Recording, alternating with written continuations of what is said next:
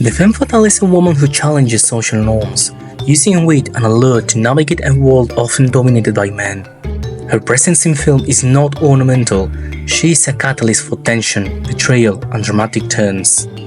This is a series of videos I will make about archetypes in film, and this is the Femme Fatale archetype. The Femme Fatale has been a mysterious character in cinema, enchanting audiences with her mysterious charm, intelligence, and secrets. Whether she is the protagonist or the antagonist, her role shapes the narrative, forcing other characters to make choices that drive the plot forward. This archetype has remained relevant because it speaks to deeper themes of power, morality, and desire. Many of the most memorable femme fatales were born from the world of film noir, a genre built on crime, deception, and moral ambiguity. Writers such as Raymond Chandler, James M. Cain, and Dashiell Hammett crafted stories where these women played crucial roles. Cain's Double Indemnity introduced Phyllis Dietrichson, brought to life on screen by Barbara Stanwyck, a woman who manipulates an insurance salesman into committing murder.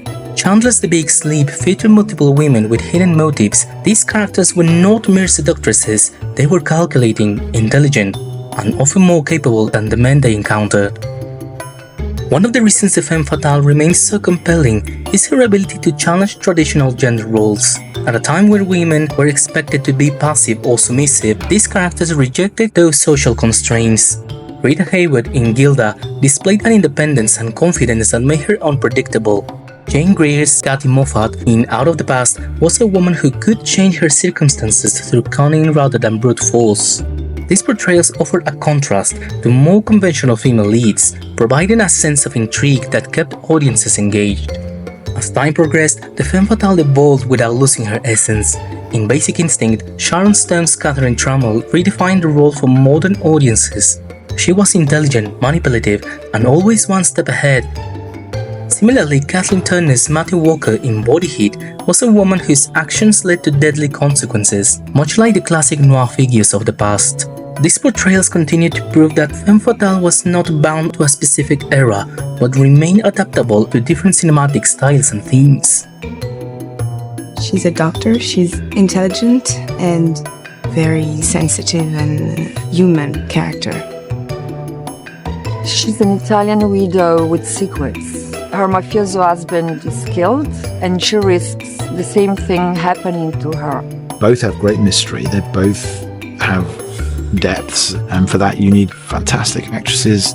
Action! And I just thought, well, Monica Bellucci, The femme fatale is often a reflection of societal fears and desires. In some films, she represents male anxieties about losing control, while in others, she embodies a sense of rebellion against traditional norms.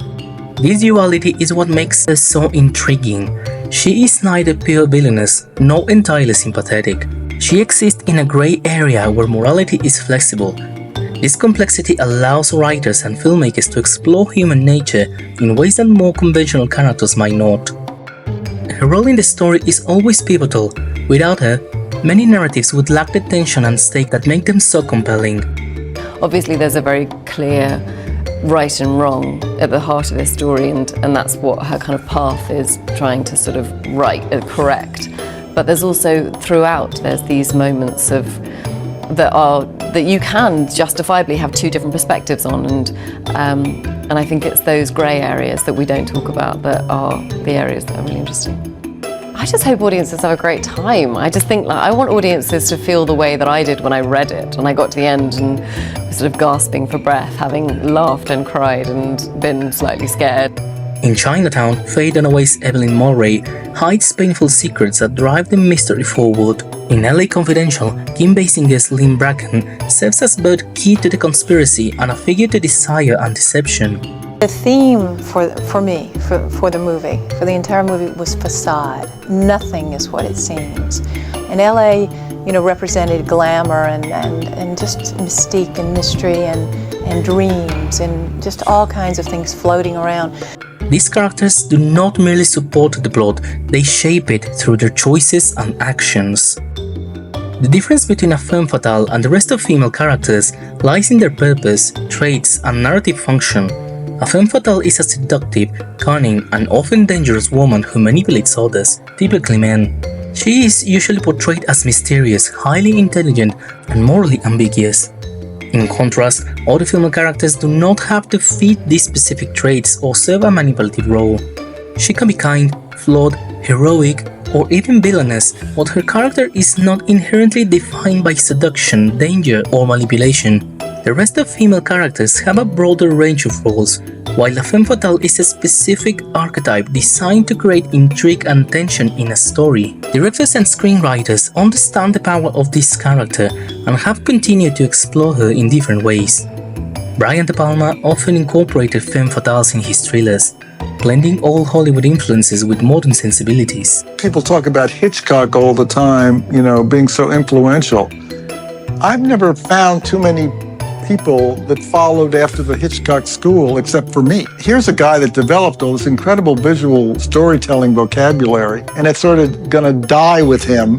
And I was like the one practitioner that took up the things that he pioneered and built them into different forms and a style that I was evolving. It's like a whole modern form that he created. Having studied a lot of directors and have lived now to practically being 70.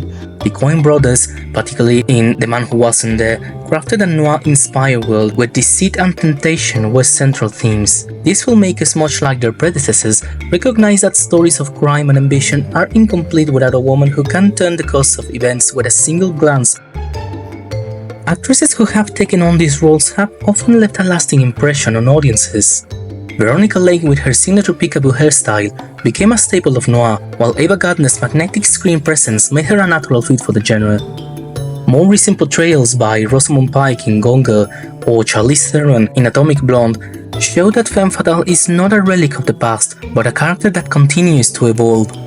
Each actress brings something unique, ensuring that this archetype remains fresh and unpredictable. The femme fatale place in film is a well-earned one. She is more than a trope, she is a force that reshapes the world around her. Writers and filmmakers return to her because she provides something few other characters can. An air of mystery, a sense of danger, and the ability to change the course of a story in ways that are both thrilling and unexpected. Whether in a classic noir or contemporary thrillers, she remains a presence that audiences cannot ignore. Thank you for watching this video. I would love to know which other character archetypes you would like me to cover, so please leave a comment, like and share this video. And again, thank you for watching and see you next time. You have destroyed his spirit. You have taken him from us. All that I could forgive. What? Pastels?